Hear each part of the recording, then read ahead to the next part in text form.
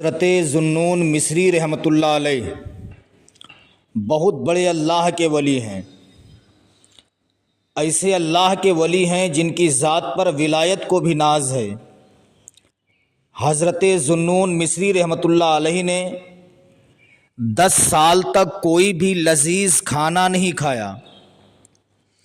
طبیعت چاہی تھی ٹھنڈا پانی پیا جائے تو آپ گرم پانی پیتے، طبیعت چاہی تھی گرم پانی پیا جائے تو آپ ٹھنڈا پانی پیتے۔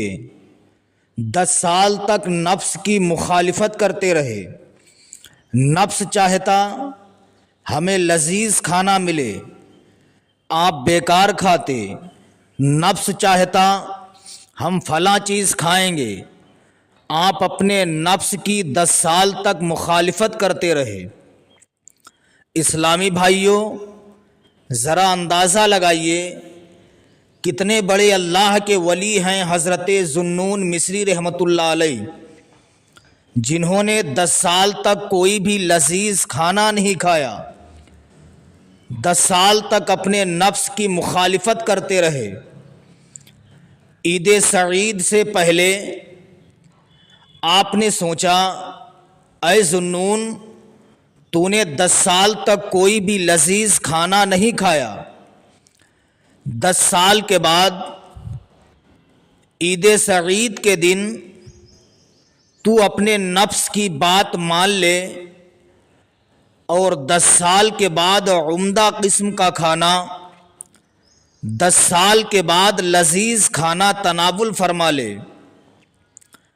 عید سعید کا دن آیا، حضرت ذوالنون مصری رحمۃ اللہ علیہ سوچتے ہیں ٹھیک ہے کہ میں کل لذیذ کھانا کھاؤں گا، لیکن 2 رکعت نماز نفل اس طرح پڑھوں گا کہ 2 رکعت میں پورا قرآن پاک مجھے پڑھنا ہے۔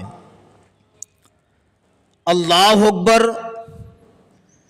آپ نے نماز نفل کی نیت کی، 2 رکعت نماز نفل میں پورا قرآن پاک مکمل کر لیتے ہیں۔ جب آپ نے پورا قرآن پاک مکمل کر لیا، عید سعید کے دن خیال کیا، اے ذوالنون، اب 10 سال کے بعد تو لذیذ کھانا تناول کر لے۔ آپ نے لذیذ کھانا تیار کیا۔ تیار کرنے کے بعد جب کھانا اپنے قریب لاتے ہیں، ذوالنون مصری رحمۃ اللہ علیہ کے نفس نے کہا، اے ذوالنون سن، 10 سال تک تو نے لذیذ کھانا نہیں کھایا، 10 سال کے بعد میں کامیاب ہو گیا ہوں، 10 سال کے بعد لذیذ کھانا کھانے جا رہا ہوں، لقمہ منہ کے قریب ہے، آپ نے وہ لقمہ رکھ دیا، دل میں خیال کرتے ہیں، اے ذوالنون، 10 سال کے بعد بھی تجھے نفس کی مخالفت ہی کرنا ہے، اپنے نفس کو اپنے اوپر غالب نہیں آنے دینا ہے۔ نوالا ہاتھ میں تھا، رکھ دیا، نہیں لذیذ کھانا کھایا۔ ادھر ایک شخص اپنے بستر پر آرام کر رہا تھا، رات میں آقا مدینہ صلی اللہ علیہ وسلم کا دیدار ہوا، سبحان اللہ۔ اس شخص نے آقا کریم صلی اللہ علیہ وسلم کا دیدار کیا۔ سرکار نے ارشاد فرمایا، صبح تم لذیذ کھانا سو کر کے اٹھو اور لذیذ کھانا لے کر کے جاؤ، ذوالنون کی بارگاہ میں چلے جاؤ، اسے لذیذ کھانا کھلا دینا۔ اللہ اکبر! وہ شخص بیدار ہوا، عمدہ قسم کا کھانا لیا۔ لینے کے بعد حضرت ذوالنون مصری رحمۃ اللہ علیہ کی بارگاہ میں پہنچا۔ پہنچنے کے بعد عمدہ قسم کا کھانا پیش کیا۔ حضرت ذوالنون مصری رحمۃ اللہ علیہ نے انکار کر دیا۔ آپ نے ارشاد فرمایا، میں 10 سال تک نفس کی مخالفت کرتا رہا، طبیعت چاہی تھی کہ ٹھنڈا پانی پیا جائے، میں گرم پیتا رہا، طبیعت چاہی تھی گرم پانی پیا جائے، میں ٹھنڈا پیتا رہا۔ 10 سال تک میں نے اپنے نفس کی مخالفت کی ہے، 10 سال کے بعد بھی میں لذیذ کھانا نہیں کھاؤں گا، عمدہ قسم کا کھانا نہیں کھا سکتا ہوں۔ وہ شخص کہتا حضور بالا سنیے، یہ کھانا میں اپنی مرضی سے نہیں لے کے آیا ہوں۔ حضرت ذوالنون فرماتے ہیں کس کی مرضی سے لایا؟ وہ شخص کہتا حضور بالا میں سو رہا تھا، اچانک خواب میں آقائے مدینہ صلی اللہ علیہ وسلم کی زیارت ہوئی۔ سرکار نے مجھ سے ارشاد فرمایا اگر تو میدان محشر میں بھی میرا دیدار کرنا چاہتا ہے تو یہ لذیذ کھانا ذوالنون مصری کو جا کر کے کھلا دینا۔ حضور بالا میں اپنی مرضی سے نہیں آیا ہوں، سرکار مدینہ کی مرضی سے آیا ہوں، حضور بالا آپ یہ کھانا تناول فرما لیجئے۔ حضرت ذوالنون مصری رحمت اللہ علیہ فرماتے ہیں میں فرما بردار ہوں، میں فرما بردار ہوں، میں فرما بردار ہوں۔ یعنی حضرت ذوالنون مصری رحمت اللہ علیہ نے وہ شخص جو کھانا لے کر کے آیا تھا 10 سال کے بعد عمدہ قسم کا کھانا تناول فرمایا ہے۔ ذرا سوچئے اسلامی بھائیوں، آج ہم اتنا لذیذ کھانا کھاتے ہیں، عمدہ قسم کے ہم لباس پہنتے ہیں، لیکن پھر بھی ہم نمازوں سے دور ہیں، پھر بھی ہم نیکیوں سے کتراتے ہیں۔ اسلامی بھائیوں، اچھا کھاؤ، اچھا پہنو، لیکن اللہ رب العزت کی عبادت بھی کرتے رہو۔ دیکھیے عید سعید سے پہلے پیغمبر کی بیٹی خاتون جنت کے شہزادے حسنین کریمین اپنی والدہ ماجدہ کی بارگاہ میں حاضر ہیں، عرض کرتے ماں کل عید سعید کا دن ہے، محلے کے بچے عمدہ قسم کے لباس پہنیں گے، ماں میرے پاس کوئی لباس نہیں ہے، کیا ہمارے پاس نیا لباس نہیں میسر ہمیں ہوگا؟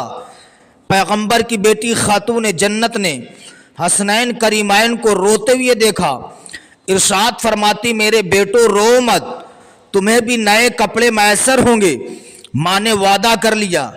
اب بچے سہم گئے، بچوں کو تسلی و تشفی مل گئی کہ ہمیں بھی کل عید الفطر کے دن نئے کپڑے پہننے کو مل جائیں گے۔ رات کا وقت ہوا، پیغمبر کی بیٹی خاتون جنت نے مصلی بچھایا، رب کی بارگاہ میں عرض کرتی پروردگار محلے کے بچے نیا لباس پہنیں گے، ہم نے اپنے بچوں سے حسنین کریمین سے نئے لباس کا وعدہ کر لیا ہے، اے مولا بچوں کے کپڑوں کا انتظام نہیں ہے، مولا تو میرے شہزادوں کے کپڑوں کا انتظام و انصرام فرما دے۔ دعا سے فارغ ہوتی ہیں، ادھر فجر کا وقت ہے، اللہ رب العزت نے حضرت جبریل امین کو بھیجا، حضرت جبریل امین جنتی لباس لے کے آتے ہیں، دروازے پر دستک دیتے ہیں، پیغمبر کی بیٹی خاتون جنت دروازے کے قریب گئیں، کپڑے لیے، لینے کے بعد جب عید سعید کا دن آیا حسنین کریمین کہتے ماں مجھے بھی نیا لباس چاہیے۔ آپ کی ماں فاطمہ الزہرا نے فرمایا بیٹو پریشان نہ ہو، تمہارے لباس کا بھی انتظام و انصرام ہو گیا ہے۔ اتنا کہنے کے بعد حسنین کریمین غسل کرتے ہیں، ماں کے قریب گئے، ماں فاطمہ الزہرا رضی اللہ تعالی عنہا نے اپنے شہزادوں کو جنتی لباس پہنایا۔ اللہ کی قسم حسنین کریمین نے جب جنتی لباس پہنا تھا، جس راستے سے نکل رہے تھے راستہ خوشبو سے معطر ہو رہا تھا، حسنین کریمین جنتی لباس پہنے ہوئے چل رہے ہیں، محلے کے بچے کہتے ہیں اے حسن و حسین یہ بتاؤ اتنا عمدہ قسم کا لباس تمہیں کیسے میسر ہوا ہے؟ ہمارا اتنا قیمتی لباس ہے، اتنا مہنگا لباس میرے باپ نے مجھے خرید کے دیا ہے، لیکن تمہاری طرح میرا لباس نہیں ہے، تم جدھر سے نکلتے ہو تمہارے لباس سے نور کی شعائیں نکل رہی ہیں، جس گلی سے نکل جاتے ہو گلی خوشبو سے معطر ہو جاتی ہے۔ حسنین کریمین نے ارشاد فرمایا تھا اے بچوں یہ بتاؤ تمہارے لباس کا انتظام کس نے کیا؟ کسی نے کہا میرے باپ نے کیا، کسی نے کہا میرے بھائی نے کیا، کسی نے کہا میرے باپ نے کیا۔ حسنین کریمین نے ارشاد فرمایا تھا اے بچوں سنو تمہارے کپڑوں کا انتظام تمہارے باپ نے کیا ہے، ہمارے کپڑوں کا انتظام ہمارے پروردگار نے کیا ہے۔ سبحان اللہ۔ یہ شان حسنین کریمین کی۔ تو عید سعید کے دن نیا لباس ہو، اللہ دے تو نیا لباس پہنو، خوشبو لگاؤ، عطر لگاؤ، ایک دوسرے کو مبارکباد پیش کرو۔ اس لیے آقا کریم ارشاد فرماتے ہیں جب ایک مومن دوسرے مومن سے مسکرا کر گلے ملتا ہے، اللہ تعالیٰ ان کے جدا ہونے سے پہلے دونوں کی مغفرت فرما دیتا ہے۔ اندازہ لگائیے، یہ عید سعید کا دن ہے، سبحان اللہ۔ حضرت ذوالنون مصری کو دیکھو، 10 سال تک کوئی لذیذ کھانا نہیں کھایا تھا، لیکن عید سعید کے دن آقا کریم صلی اللہ علیہ وسلم اس شخص کے خواب میں آئے، سرکار کا نام سنا تو ذوالنون مصری رحمۃ اللہ علیہ نے لذیذ کھانا تناول فرما لیا۔ اس لیے اسلامی بھائیوں، یہ شب رمضان المبارک کا مقدس مہینہ ہے، اس مہینے کی برکتیں حاصل کیجئے، اس مہینے میں عبادت و ریاضت کیجئے، اس مہینے میں دیکھیے کوئی پڑوسی تمہارا بھوکا تو نہیں ہے، کوئی ایسا تو نہیں جس کا لباس نہیں بنا ہے، کوئی ایسا تو نہیں ہے جس نے کھانا نہیں کھایا ہے۔ اس مقدس مہینے میں جتنا ہو سکے غریبوں کی مدد کیا کیجیے۔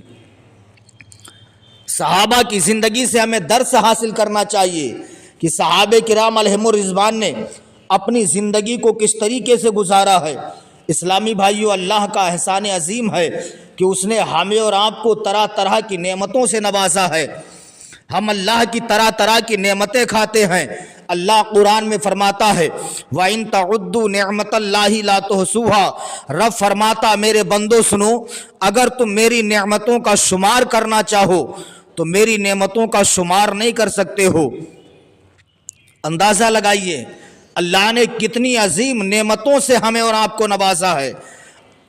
آنکھ، کان، ناک، ہاتھ، جسم ہمارا سلامت ہے، یہ کتنی عظیم رب کی نعمتیں ہیں، لیکن پھر بھی ہم اپنے رب کا شکر نہیں ادا کرتے ہیں۔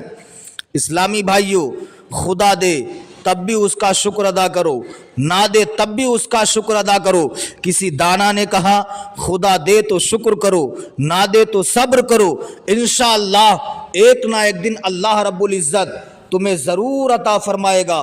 اس لیے کتابوں میں لکھا ہے جب بندہ سر کو سجدے میں رکھ کر کے ایک مرتبہ کہتا ہے یا ربی یا ربی یا ربی، اے میرے رب اے میرے رب اے میرے رب، تو اللہ رب العزت 70 مرتبہ کہتا ہے یا عبدی یا عبدی یا عبدی، اے میرے بندے اے میرے بندے اے میرے بندے، ماں کیا مانگنا چاہتا ہے۔